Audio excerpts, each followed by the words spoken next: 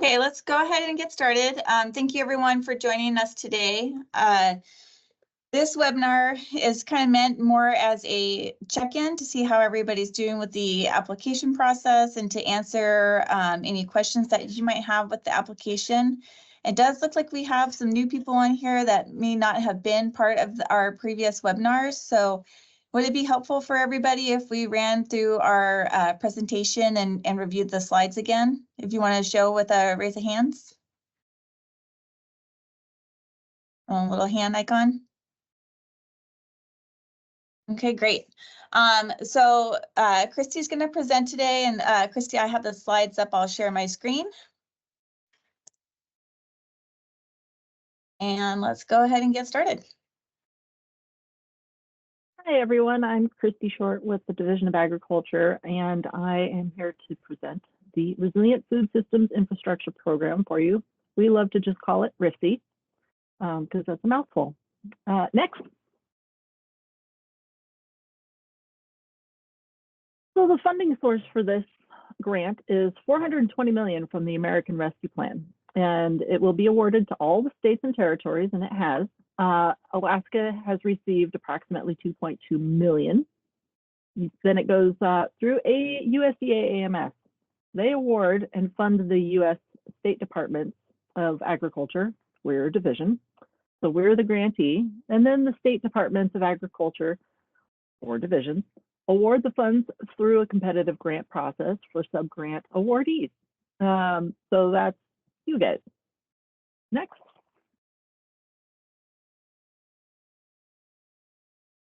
All right, now to get to the real purpose of this grant. So the purpose of the RFSI grant, this program is to assist in building resiliency in the middle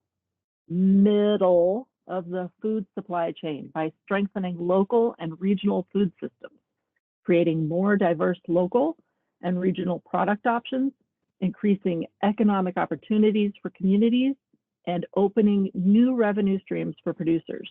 And I cannot stress enough that it is the middle of the supply chain. So what constitutes the middle is anything after post-harvest. So it's not getting fertilizer sprayers. It's not for mulch laying. It's not for harvesting carrots or potatoes or anything like that. It's after it's come out of the ground. So think of it that way, anything post-harvest and before it gets to the customer. That is middle of the supply chain.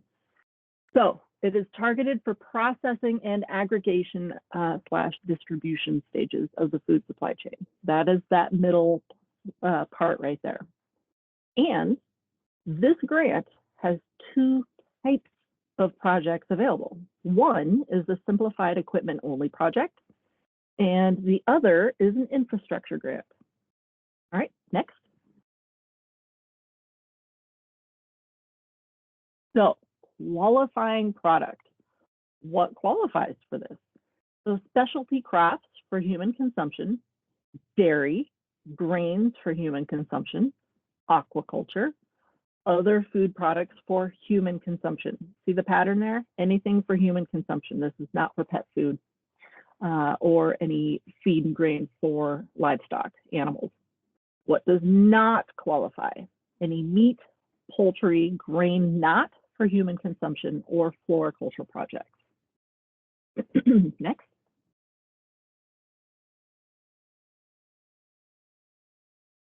So the funding opportunities, let's talk about those. The top 5 funding priorities were identified through the division's industry survey based on ranked votes. That was sent out last year. And what we got back is the 5 top funding priorities.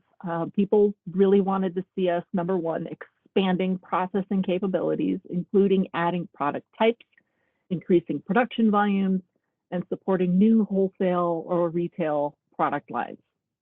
Second thing that was voted most popular was the purchase and installation of specialized equipment, such as processing components, sorting equipment, packing and labeling equipment, or delivery vehicles. The third most popular was modernizing equipment or facilities through upgrades, repairs, or retooling, such as adapting product lines for institutional procurement or adding parallel processing capacity.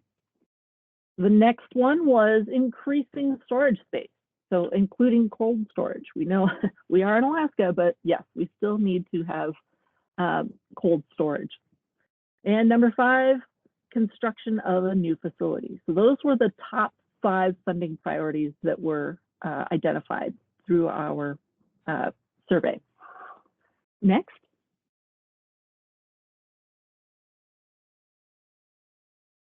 Maybe next slide. There we go. Thanks, Amanda. Announcement of request for applications was released on January 15th. So the application period is open for 60 days, and the deadline is March 15th at 5 p.m. An announcement will be made via press release, social media sites, and Division of Ag's grant webpage. So those are all up right now. Applications will undergo a competitive review process by a review committee. Subgrantees selected and submitted to USDA for approval by March 29th of this year. Selected and USDA approved subgrantees in contract by May of 24 here, and receiving their first advances. Then the subgrantees for infrastructure grants will have about 3 years to complete their grant project. So you have until May of 27 to complete your grant project. All right, next.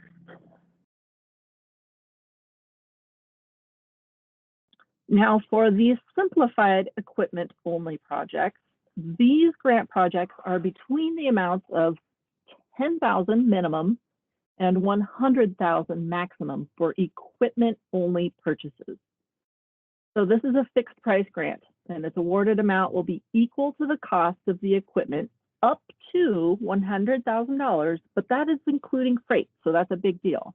And there is no match required for this grant type. And it is basically, we figured on this one, it'll last you about a year to be able to get this simplified equipment only project done. So there's a 1-year period of performance on this. And next.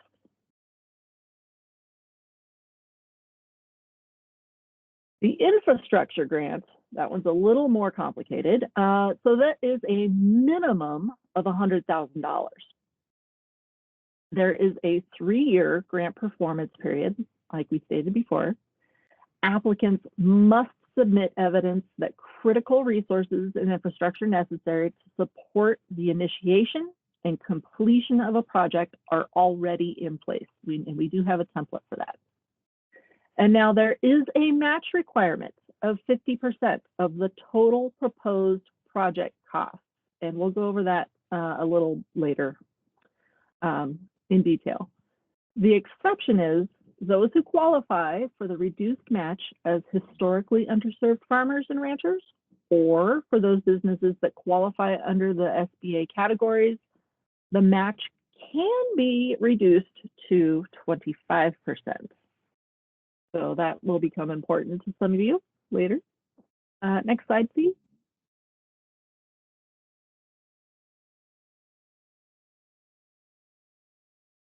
So let's talk about that match. Matching is the portion of project costs not paid by the federal funds, which could be cash and or in-kind contributions. Cash can be a financial outlay or cash donations from non-federal third parties. In-kind can be the value of non-cash contributions, typically in the form of value of personnel, goods, and services. So, and again, your match cannot be any federally funded dollars. So other federal funds cannot be used as match. This is very important. An example.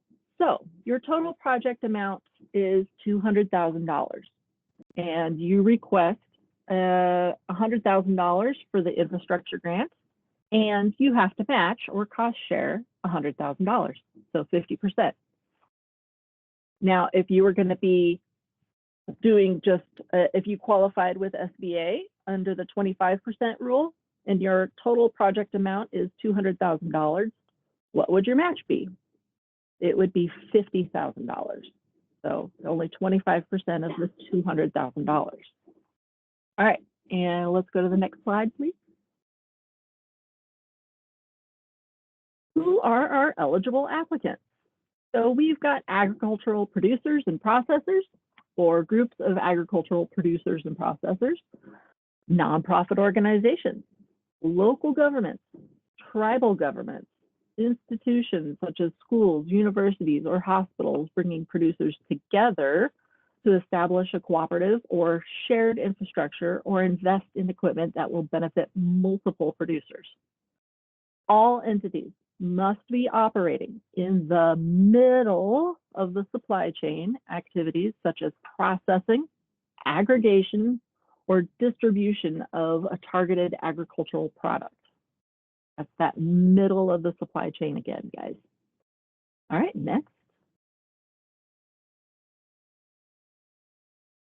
Individual businesses can apply for this grant. However, it will be considered more competitive if it benefits underserved farmers and ranchers, new and beginning farmers and ranchers, veteran producers, processors, and middle of the supply chain businesses owned by socially disadvantaged individuals as defined by SBA.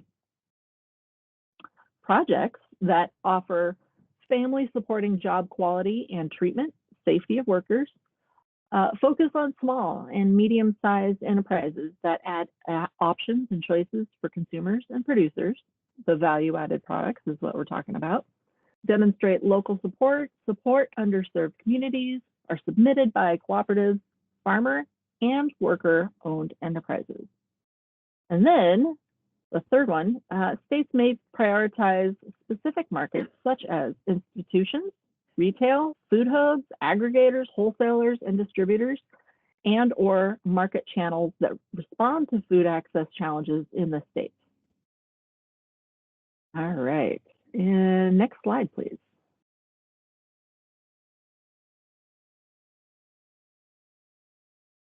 Allowable use examples.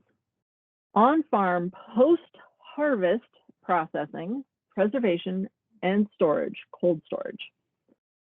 Improvements, rearrangements, or alterations of an existing building or facility to use the space more effectively and to accommodate new or upgraded equipment and processes.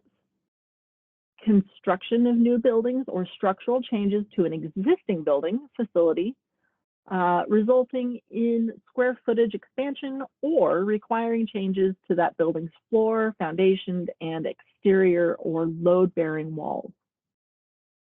Special purpose vehicles relevant to the scope of work on an infrastructure grant project. For example, a delivery vehicle or a refrigerated truck. Repair or update existing equipment. Retail related activities such as creating, distributing channels to new retail opportunities, expanding processing and packaging capacities, adding product types, increasing production volume, and supporting new retail product lines. All right, next slide.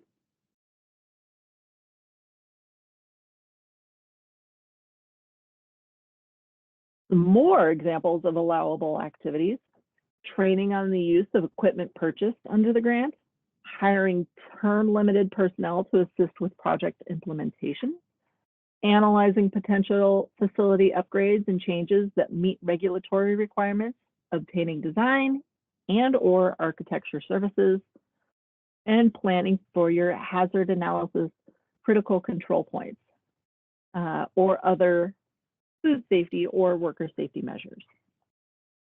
All right, next. Even more examples. So upgrades for new facilities or processing specific agricultural products such as post-harvest cleaning and grading, aggregator warehouse and storage, including cooperatives, purchase of freezing equipment, freezer or cold storage, processing, canning, preserving, and pasteurization type equipment, preparation and packing, drying, hulling, shelling, and milling, cooking, baking, juicing, distilling, and fermenting. There's a lot of examples here, so I'm sure you guys have already thought of some projects that fall within these different examples here. All right, next slide. Unallowable use examples. So production activities, costs including farm equipment, tools, supplies, gardening, or production-related labor or training. Anything within that first part before you get to the middle of the supply chain is called production. So any production activities. The acquisition of buildings, facilities, or land. Purchase of general use vehicles. These need to be vehicles that do qualify, are very specific for what is needed. Purchase of a general use vehicle, I just need a truck. That's not going to work. Projects focused on meat and poultry processing. Again, that's an unallowable type. Projects that have already received funding from another federal grant or subaward program. However, the infrastructure grants may build on the success of prior funding, such as USDA Regional Food Business Centers Business Builder Subawards, to fund subsequent activities. So you can always build on top of it to make your project even better. But all of those other things are unallowable use examples. All right, next slide.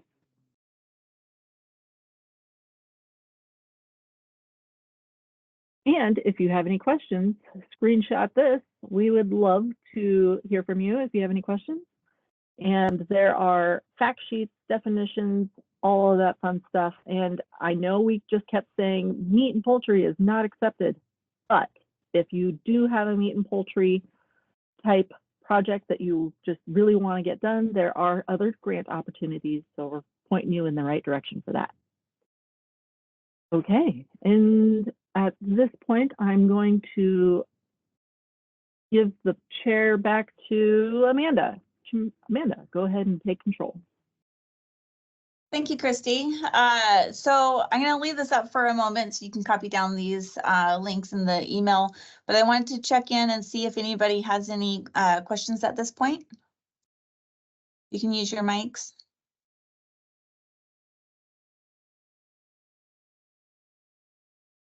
You'd mentioned that the state had or it was possible for the state to target specific markets.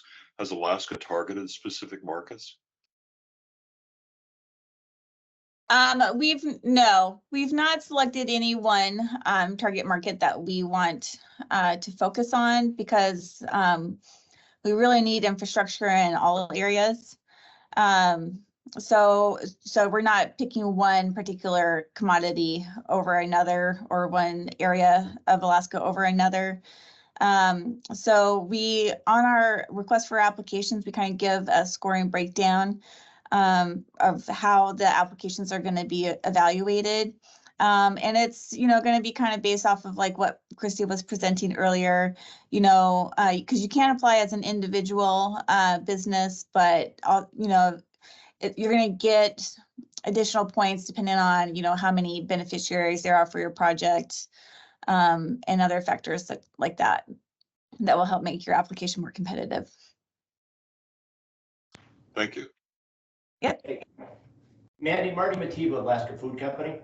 A couple questions. Yes. One, can we get a copy of the presentation?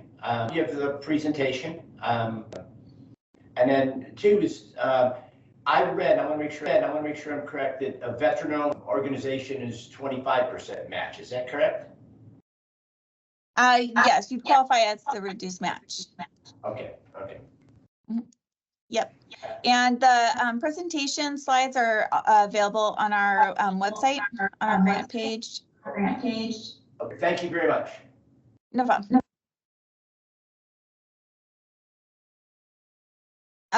So I did want to clarify, on here, Alaska Food Company, I think you processed some food products that might have meat in it. We did get clarification from USDA that if somebody is doing like a value added product, it can contain some meat ingredients, but the majority of ingredients would have to fall under like the specialty crop food ingredients. So it's not so having it containing like a stew or something for a soup mix would be okay. It's as long as it's not for like meat processing, if that makes sense. Yeah. Okay. Thank you very much. No problem.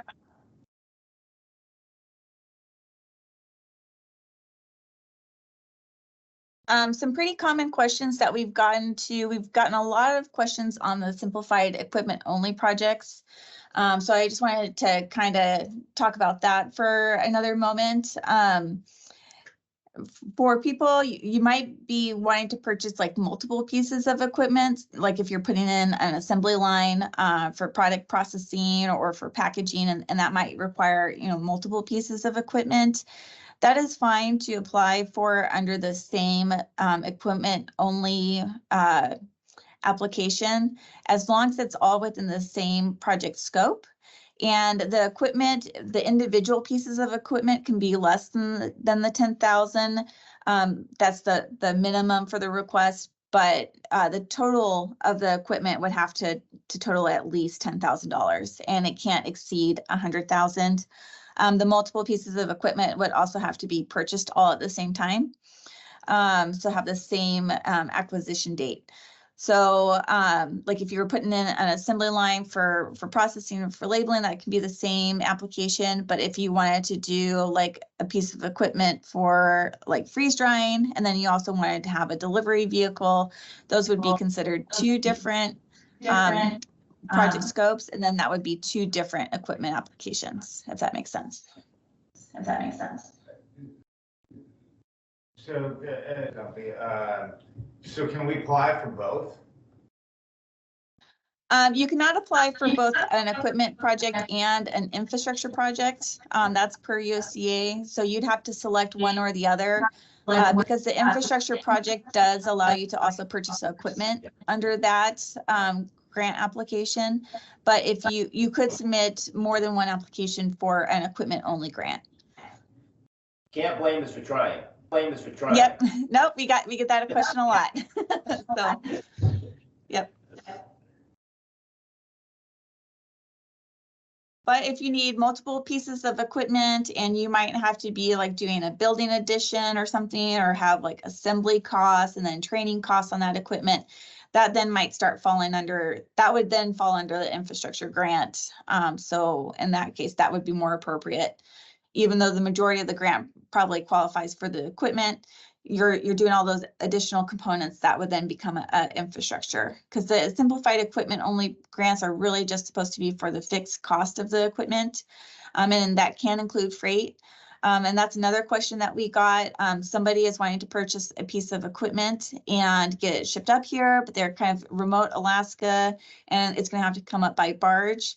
They had a question on whether or not the person there or the company they're purchasing the equipment from would include the shipping cost on that invoice, or because they already have an existing relationship with the barge company and they could probably get a better price if they work directly with the barge company, if they could, you know, submit a separate quote for that. And we did get confirmation from USDA that the shipping has to be included all within the fixed cost of the grant. So the shipping cost would have to be on the same invoice as the equipment. So essentially, they wouldn't be able to work directly with the barge company, even if it means a better quote, because USDA wants to see the shipping as part of that fixed cost of getting the equipment up here.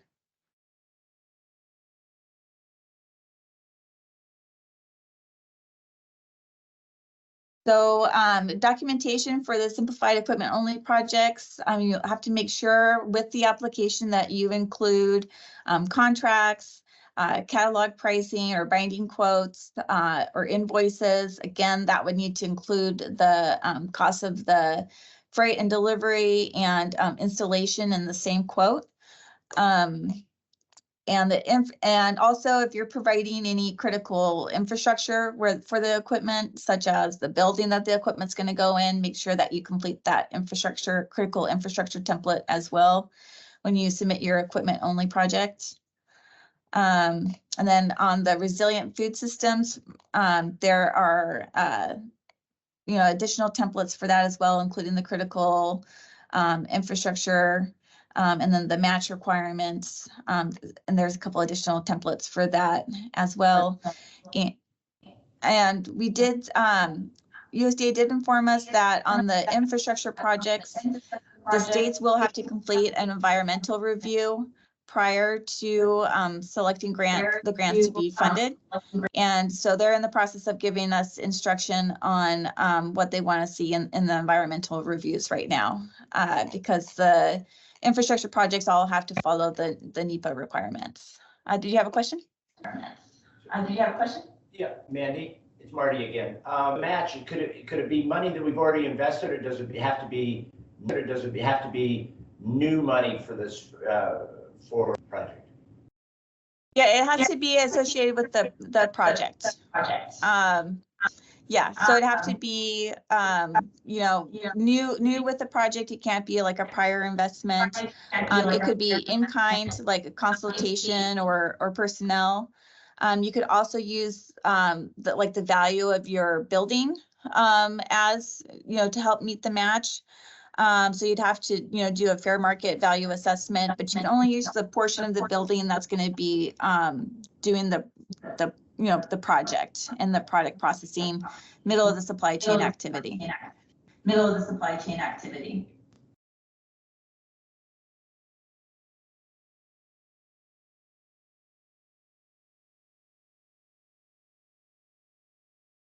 Any other questions?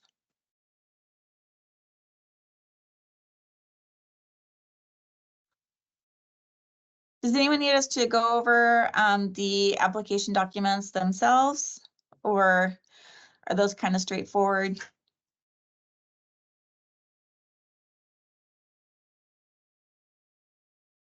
I think they're pretty straightforward. I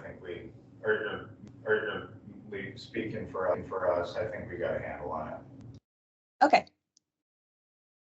Anyone else on the call? We have had some questions for if you're in a rural area of Alaska and your community is not on that distressed community index. USDA's response was essentially, don't worry about it, because they have some of the same issues with communities in the US territories and some other areas. So if you can't find your community in the distressed community index, then don't worry about it.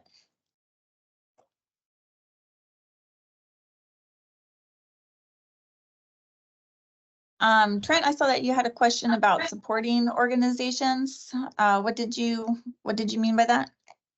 Yes, ma'am. There was a form, or there was part of the form that had us fill out, or I'm confused about this form, whether we should submit a form for supporting organizations. Is that the collaborating organization template? I'm sorry. Yes, it is. Yeah. Yeah, so that is like any other organizations or groups that you might be working with on a infrastructure project, or who might support your project. Then that is a template that they can use, to provide their letter of support. And so again, the more support that your project has, the more competitive that it's going to make it.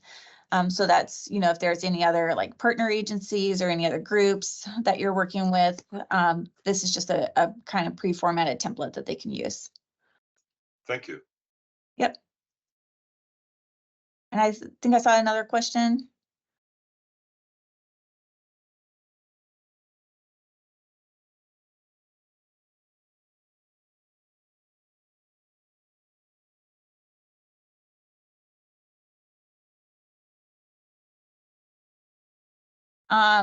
Christy, Mary, or Tony, that's our Division of Ag staff that we also have here on the call. Did you have any other common questions that we get that you want to maybe mention in case that anyone else here might also have the same question pop up? Not so much, but we keep getting applications that say, oh, I want to build this greenhouse. And no, this is not for production. So please keep in mind, I don't know how many times I can say it, but keep it in the middle of the food supply chain. Thank you.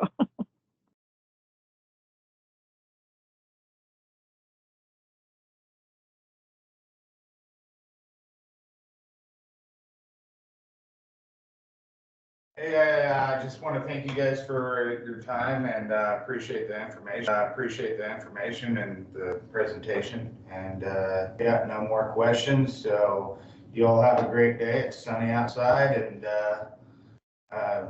look forward to working with you folks.